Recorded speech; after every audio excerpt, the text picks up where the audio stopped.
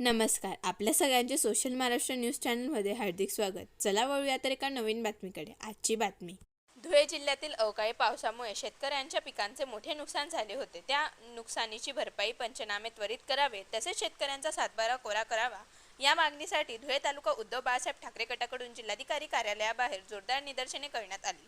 महायुती सरकारने निवडणुकीच्या काळात दिलेल्या कर्जमाफीचे आश्वासन पाळावे व सरसकट कर्जमाफी द्यावी, तसेच नियमित कर्जफेड करणाऱ्या शेतकऱ्यांना प्रोत्साहन अनुदान द्यावे यासह संजय गांधी निराधार योजना व श्रावणबाळ योजना लाभार्थी अनेक महिन्यांपासून थकीत आहेत, त्यांना त्वरित लाभ देण्यात यावा यासाठी जिल्हाधिकाऱ्यांना निवेदन देण्यात आले. शिवसेनेच्या पदाधिकाऱ्यांकडून जोरदार निदर्शने देखील यावेळी करण्यात आली.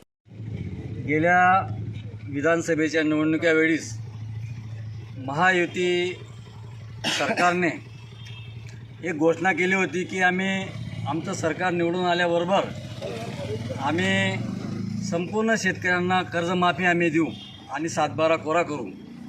पण त्यांनी आपलं वचन पाळलेलं नाही आहे. त्याच्यामुळे आज धुळे तालुका शिवसेनेच्या वतीने आम्ही महायुती सरकारच्या विरोधात एक आंदोलन केलेलं आहे. आणि या आंदोलनानंतर जरी या सरकारला जाग आली नाही तर हे शेतकऱ्यांचं कर्जमुक्त जोपर्यंत होत नाही तोपर्यंत आमचा हा लढा सुरू राहील.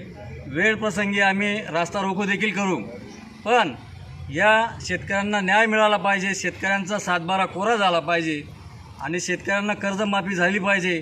कारण वीज बिलेचा भुर्दंड शेतकऱ्यांना मोठ्या प्रमाणावर होतो.